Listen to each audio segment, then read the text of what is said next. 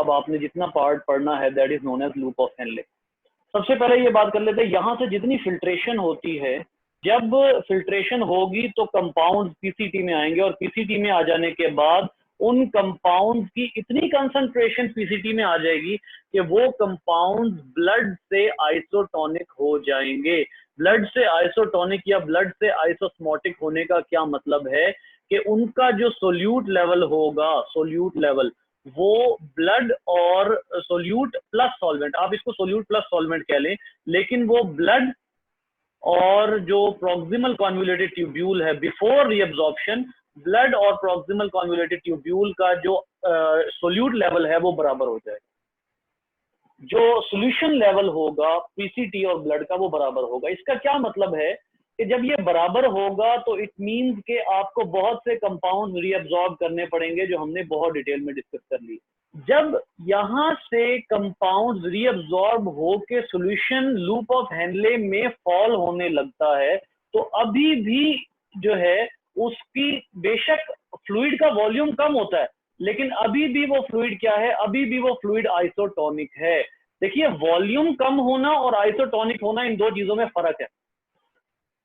यहां के सॉल्यूशन का वॉल्यूम बेशक कम हो गया है। क्यों कम हुआ है? क्योंकि यहां से बहुत से कंपाउंड रीअब्जॉर्ब हो गए हैं, लेकिन उस वॉल्यूम में जब परसेंटेज देखी जाएगी सोल्यूट्स की, तो वो परसेंटेज उस परसेंटेज के बराबर है जो सोल्यूट किसमें मौजूद हैं, ब्लड में मौजूद हैं। यानी यहां पर आने के बाद भी जो सोल्यूट होंगे वो आइसोटोनिक होंगे ब्लड के। अब आप यहां पर देखिए कि जब ये आइसोटोनिक जो है, ये अभी इसका मतलब क्या है? अब इस बात को भी डिफाइन करते हैं। इसका मतलब ये है कि इस वाले सॉल्यूशन में जो लूप ऑफ हेनले में फॉल होने लगा है, इस वाले सॉल्यूशन में अभी भी वाटर बहुत ज्यादा है और इस वाले सॉल्यूशन में अभी भी जो सॉल्ट है वो काफी मिकदार में मौजूद है। अब यहां पर आप लोगों ने एक बात गौर करनी है, हम हमेशा क्या प्रेफर करते हैं कि यूरिन में क्या भेजा जाए? यूरिन में सॉल्ट भेजे जाएं, यूरिन में यूरिया भेजा जाए, यूरिन में वाटर को जाने से रोका जाए। यहाँ अंडरस्टूड रिक्वायरमेंट ये बनेगी कि जो सॉल्यूशन यहाँ से फॉल कर रहा है उससे मजीद वाटर निकाला जाए, ताकि वाटर की अमाउंट जो इतनी हाई अमाउंट यहाँ से यूरिन में जाने का अंदेशा है उतनी अमाउंट रिलीज ना हो। तकरीबन हम 1600 लीटर ब्लड को फिल्टर करते हैं और उसमें से कितना प्लाज्मा निकलता है? 180 लीटर, और उसमें से टोटल यूरिन कितना बनता है? 1.5 लीटर। और अगर ये 1.5 लीटर, ये पूरे दिन की बात हो रही है, होल डे की बात हो रही है, इस पूरे दिन में तकरीबन अगर 1.5 लीटर का ब्लड जो है का यूरिन हम बना रहे हैं, तो 1.5 लीटर का मतलब ये है कि बहुत बड़ी अमाउंट 180 लीटर में से हम रीअब्जॉर्ब कर लेते हैं। और अगर ये रीअब्जॉर्प्शन ना हो, क्योंकि 180 लीटर है उससे 1.5 लीटर यूरिन बन रहा है, अगर ये रीअब्जॉर्प्शन नहीं होती तो हमारी बॉडी पूरे 30 मिनट बाद सॉल्यूशन से खाली हो जाएगी। पूरे 30 मिनट बाद हमारी बॉडी में से सॉल्यूशन खत्म, एलिमिनेट हो जाएगा, अगर ये रीअब्जॉर्प्शन नहीं होती। अब आइए बड़ी जबरदस्त, बड़ी इंपॉर्टेंट बात। सबसे पहला पॉइंट अब हम यहाँ क्या करेंगे वो होगा reduce the water volume. Water के वॉल्यूम को रिड्यूस किया जाए। इसका दूसरा मतलब ये होगा make the solution saturated, make the solution concentrated, और दूसरे अल्फाज में सैचुरेटेड। कॉन्सेंट्रेटेड या सैचुरेट करना होगा बाय रिड्यूसिंग द वाटर। जब आप इसमें से वाटर निकाल देंगे, आप क्या कहते हैं, कोई भी सॉल्यूशन कब कंसंट्रेटेड होता है? कोई भी सॉल्यूशन तब कंसंट्रेटेड होता है जब उसमें सोल्यूट की अमाउंट ज्यादा हो जाए और सॉल्वेंट की अमाउंट कम हो जाए। तो अब आइए, यहां से जब जो फिल्ट्रेट है वो फॉल होना शुरू होता है, तो जैसे ही, अब यहां पर आप लोगों को एक और बात नजर आ रही है, यहाँ एक और बात बताना भी जरूरी है, और वो क्या है कि इस वक्त जो हमारा अंडर कंसिडरेशन है वो कौन से नेफ्रॉन्स हैं? वो जक्स्टा मेडुलरी नेफ्रॉन्स हैं। हमारे अंडर कंसिडरेशन कॉर्टिकल नेफ्रॉन्स फिलहाल नहीं हैं, ठीक है। जक्स्टा मेडुलरी नेफ्रॉन में क्या होता है कि इतना हिस्सा तो हो गया किसमें? कॉर्टेक्स में। ये आपके सामने है कि ये जो सारा पोर्शन है ये कॉर्टेक्स में है, यानी प्रॉक्सिमल का, ठीक है। प्रॉक्सिमल में इतनी आप सेचुरेशन नहीं कर सकते। ये बात एक और भी कॉन्सेप्ट के लिए अपने ज़हनों में रखें कि in PCT the nephron cannot saturate the solution. Solution को सैचुरेट करने के लिए जरूरी है कि जो इंटरस्टिशियम है, ये सारा कुछ क्या है, ये वाला जो आपको थोड़ा सा इससे डार्क, ये देखें, इस पे गौर करें, फिर इस पे गौर करें, और फिर नीचे वाले सोल्यूशन पे गौर करें। आपको वाज़ेह तौर पर जो सोल्यूशन है वो डार्क होता नजर आ रहा है। ये डार्क क्यों हो रहा है? क्योंकि जैसे जैसे हम अंदर की तरफ आ रहे हैं टूवर्ड्स पेल्विस, मैंने आपको शुरू में बताई थी एक बात, मैंने इस डायग्राम में आपको कहा था कि मेड्यूला तक आते आते क्या चीज इंक्रीज होती है। मेड्यूला तक आते आते जो हमारी किडनी है उसकी इंटरस्टिशियम में यूरिया इंक्रीज होता जाता है। यानी, और यूरिया क्या है? Urea is a solute. आपको बहुत अच्छे तरीके से पता है कि अगर किसी जगह से वाटर निकालना हो, अगर किसी जगह से वाटर को रिमूव करना हो, तो वहां वहां क्या बढ़ा दो, उसके पैरेलल मीडियम में क्या बढ़ा दो, सोल्यूट को बढ़ा दो, वाटर खुद ब खुद बाहर आएगा। सो अब आइए यहां पर हम जो है वो समझते हैं, जैसे जैसे वाटर नीचे आएगा तो आपको जो है वो फिल्ट्रेट नीचे आएगा तो आपको यहाँ पर वाटर बाहर आता दिखाई दे रहा है। वाटर बाहर आता क्यों दिखाई दे रहा है? क्योंकि जैसे जैसे ये जो जक्स्टामेडुलरी नेफ्रॉन का लूप ऑफ हेनले है डिसेंडिंग, ये जैसे जैसे डीप इन द मेडुला जा रहा है, यूरिया की कंसंट्रेशन बढ़ती जा रही है। यूरिया की कंसंट्रेशन इंटरस्टिशियम में बढ़ रही है, यानी ईसीएफ में यूरिया की कंसंट्रेशन बढ़ रही है, ना कि यूरिया की कंसंट्रेशन लूप ऑफ हेनले में इतनी बढ़ रही है। जैसे जैसे इंटरस्टिशियम में नीचे आता जाएगा लूप ऑफ हेनले, इंटरस्टिशियम में यूरिया की अमाउंट बढ़ती जाएगी। जब यूरिया की अमाउंट बढ़ेगी तो ये जो सेल्स है ना, इनमें एक खास किस्म का चैनल होता है, इसको मैं यहाँ स्टार डाल के ना तो यहाँ लिख रहा हूँ, ये खास किस्म का चैनल होता है और इस चैनल को हम कहते हैं, जी आप लोग अच्छे तरीके से जानते हैं, इस चैनल को नाम दिया जाता है एक्वापोरिन। इस चैनल को एक्वापोरिन का नाम दिया जाता है। ये एक्वापोरिन हमारे बॉडी में बहुत सी जगहों पर होते हैं और खास तौर पर यहाँ बहुत ही इंपॉर्टेंट रोल होता है। यहाँ पर ये एक्वापोरिन हेल्प कर रहा है डिफ्यूजन में। जब ये एक्वापोरिन मौजूद होगा, फौरी तौर पर जैसे ही इंटरस्टिशियम में यूरिया की अमाउंट बढ़ती जाएगी, वाटर बाहर आता जाएगा। ये बात तो आप लोगों को मैंने अभी बताई ना कि अगर आपने वाटर को ट्यूब्यूल में से बाहर निकालना है तो फिर इंटरस्टिशियम में सोल्यूट बढ़ा दें। इंटरस्टिशियम में आपने सोल्यूट बढ़ाया और साथ क्या प्रोवाइड कर दिया? एक्वापोरिन। जब आपने एक्वापोरिन प्रोवाइड किया तो वाटर बाहर आना शुरू हो गया। इससे अब आप एक और अंदाजा लगाइए, जैसे जैसे नीचे आएगा फिल्ट्रेट, ये वाले जो एक और स्टार डाल के बात कर लेते हैं, ये जो आपको नजर आ रही है इस वक्त descending limb of Henle, the descending limb of Henle is impermeable to salt. Salt यहां से बाहर नहीं आ सकते। सो इसका मतलब क्या हुआ कि जैसे जैसे वाटर नीचे की तरफ आ रहा है, क्या बढ़ता जा रहा है? यूरिया। अब जितना ज्यादा यूरिया बढ़ेगा उतना ही वाटर बाहर आएगा। वाटर बाहर आएगा तो यहाँ पर जो सोल्यूशन है वो क्या होना शुरू हो जाएगा? जो डिसेंडिंग लिम्ब ऑफ हेनले है, यहाँ पर सोल्यूशन होना शुरू हो जाएगा कंसंट्रेटेड। जी, हमारा पर्पस क्या था? इस सोल्यूट, इस फिल्ट्रेट को इस लूप ऑफ हेनले में डिसेंड करवाने का हमारा पर्पस था, मेक द सोल्यूशन कंसंट्रेटेड और सैचुरेटेड। कैसे कामयाब हो गए हम कामयाब हो गए, यूरिया बढ़ा के वाटर को रिमूव करवाया तो अंदर क्या बढ़ते चले गए? सॉल्ट बढ़ते चले गए। और आपको ये भी पता है कि वहां से यूरिया भी आया। ये देखे ना, हमने क्या बात की थी? हमने कहा था कि फिल्ट्रेशन में यूरिया भी शामिल होता है। तो इसका मतलब है कि इस लिम्ब में सॉल्ट भी है, इस लिम्ब में यूरिया भी मौजूद है और वाटर भी मौजूद है, लेकिन वाटर बाहर आ रहा है। जब वाटर बाहर आ रहा है तो इसमें क्या बढ़ता जा रहा है? सोल्यूट। सोल्यूट बढ़ने से सोल्यूशन क्या हो जाएगा? कंसंट्रेटेड। इस हेयर पिन लूप तक आके सोल्यूशन मैक्सिमम कंसंट्रेटेड हो जाएगा। यहां पर सोल्यूशन की कंसंट्रेशन मैक्सिमम हो जाएगी। जब सोल्यूशन की कंसंट्रेशन यहां मैक्सिमम हो जाएगी तो अब ये सोल्यूट असेंडिंग शुरू करेगा, राइज अप। अब आप लोगों को एक और बात भी पता है, और वो क्या है कि भाई जब ये वाटर नीचे आ रहा है ना, तो ये सिर्फ इस तरफ को नहीं बल्कि इस तरफ को भी रिलीज हो रहा है ना, ये पूरी इंटरस्टिशियम में जा रहा है। वाटर पूरी इंटरस्टिशियम में जा रहा है। और एक और बात आपको बताता हूँ कि इधर से भी वाटर रिमूव होता है डिफ्यूजन के जरिए। अच्छा, अब इधर से भी वाटर आ रहा है, इधर से भी वाटर आ रहा है, ये तो खासा डाइल्यूट हो जाएगा सोल्यूशन। ऐसी सूरत में अब क्या होगा? असेंडिंग लिम्ब में देर इज नो एक्वापोरिन। अब मैं यहाँ 1 डाल के इसको यहाँ पर मेंशन कर देता हूँ, पर इसको यहाँ मेंशन कर देते हैं। और अगर एक्वापोरिन नहीं है तो आप समझ सकते हैं ये असेंडिंग लिम्ब किससे इम्परमिएबल हो गया है? असेंडिंग लिम्ब इम्परमिएबल हो गया है वाटर से।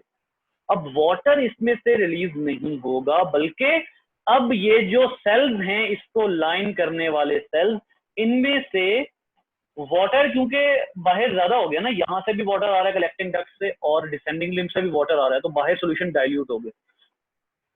इंटरस्टिशियम को डाइल्यूट नहीं होने देना। अब मैं आप लोगों को जो हमारा इंतहाई इंटरेस्टिंग टॉपिक है उसका थीम लिख देता हूं, और वो क्या है?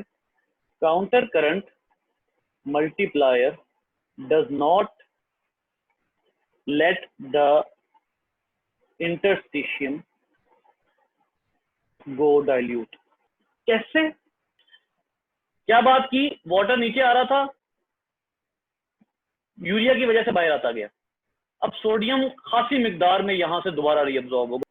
सोडियम के रीअब्सॉर्ब होने से और यूरिया के मौजूद होने से दोबारा से सॉल्यूशन का क्या होना चाहिए? शुरू हो जाएगा कंसंट्रेटेड। लेकिन अब एक और बात, प्रॉब्लम ये है कि जहां तक तो थिन लिम्ब है ना, वहां तक तो हो रही है पैसिव ट्रांसपोर्ट। देख लीजिए ब्लू टिक बना हुआ है, ये देखिए, ये बना हुआ। इस थिन लिम्ब तक तो आ जाती है, डिफ्यूजन के जरिए सोडियम बाहर आ रहा है। लेकिन थिक लिम्ब पे गौर करें, थिक लिम्ब में आकर ये जो सॉल्यूशन होता है ना, ये कंसंट्रेटेड नहीं रहता जी। अब जरा गौर कीजिएगा मेरे बात के ऊपर, मैंने क्या कहा था? सॉल्यूशन की मैक्सिमम कंसंट्रेशन कहां पर हुई थी? इस हेयर पिन लूप पे, इस पॉइंट पर मैक्सिमम कंसंट्रेशन हो गई थी। मैक्सिमम कंसंट्रेशन हो जाने के बाद अब ये सॉल्यूशन जब ऊपर को चढ़ना शुरू हो रहा है, तो इससे रिलीज हो रहा है सोडियम। सोडियम जब रिलीज होगा तो कंसंट्रेशन कम होगी ना, क्योंकि कंसंट्रेशन किसकी वजह से ज्यादा हुई थी? सोल्यूट की वजह से। सोल्यूट की वजह से कंसंट्रेशन ज्यादा हुई थी। अब जब सोल्यूट ही बाहर को डिफ्यूज हो रहा है, तो इसका मतलब ये है कि कंसंट्रेशन दोबारा से नीचे आना शुरू हो जाएगी, और यहां तक आते आते इसकी कंसंट्रेशन इतनी रह जाएगी कि वो डिफ्यूज आउट नहीं होगा। अब डिफ्यूजन नहीं हो रही, इस जगह पर आके डिफ्यूजन नहीं हो रही। गड़बड़ हो गई। क्या गड़बड़ हो गई? गड़बड़ ये हो गई भाई कि अगर यहां डिफ्यूजन नहीं होती तो फिर आप इंटरस्टिशियम को कैसे कंसंट्रेटेड करेंगे? मैंने अभी आपको शुरू में क्या कहा था कि इंटरस्टिशियम को कंसंट्रेटेड रखना लाजमी है। इंटरस्टिशियम कंसंट्रेटेड होगा, ये कंसंट्रेटेड होगा तो वाटर बाहर आएगा। जब ये कंसंट्रेटेड होगा और वाटर बाहर आएगा तो जो वाटर का वॉल्यूम है वो फिल्ट्रेट में रिड्यूस होता जाएगा। लेकिन अब अगर सोडियम ही बाहर ना आया डिफ्यूजन के जरिए, तो फिर इंटरस्टिशियम कंसंट्रेट कैसे होगा? अब आइए, यहां पर आप क्या यूज करेंगे? एक्टिव ट्रांसपोर्ट यूज करेंगे, यानी एटीपी यूज करेंगे, और एटीपी यूज करते हुए सोडियम को इंटरस्टिशियम में धकेलेंगे। सोडियम को इंटरस्टिशियम में धकेलने का वाहिद पर्पज क्या है? तो अब आइए जरा, ये सेंटेंसेस जो है ये लिखना जरूरी है। Pushing of sodium into interstitium by active transport is necessary to keep the interstitium concentrated. Interstitium concentrated रहेगी तो फायदा क्या होगा?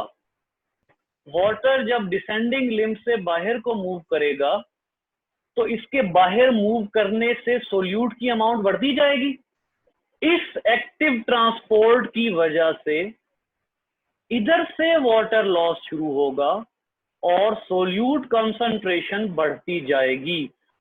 उस एक वेसल की वजह से उसकी ऑपोजिट वेसल में सोल्यूट की अमाउंट का मल्टीप्लाई हो जाना काउंटर करंट मल्टीप्लायर कहलाता है।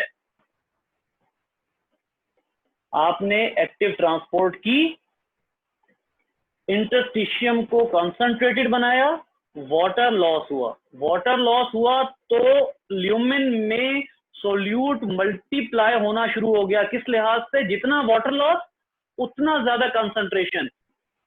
एटीपी खर्च करके आप सोडियम को रिलीज कर रहे हैं और ऑपोजिट वेसल जो है उसमें कंसंट्रेशन मल्टीप्लाई कर रहे हैं। This expenditure of energy to increase the amount of solute in descending limb is known as counter current multiplier। Multiplier आप किसको कह रहे हैं? इस थिक लिम्ब ऑफ हेनले को आप मल्टीप्लायर कह रहे हैं। जब भी ऑपोजिट रुख की ट्यूब्यूल्स होंगी ना, उसको आप काउंटर करंट कहेंगे। ये बात तो आप लोगों ने बिल्कुल नहीं भूलनी। अच्छा, अब इसमें अगला सवाल क्रिएट होता है कि क्या सोडियम काफी है? क्या सोडियम काफी है कि वो इस पूरे इंटरस्टिशियम का सोल्यूट इतना मेंटेन कर ले कि वाटर बाहर निकला है? सोडियम काफी नहीं है।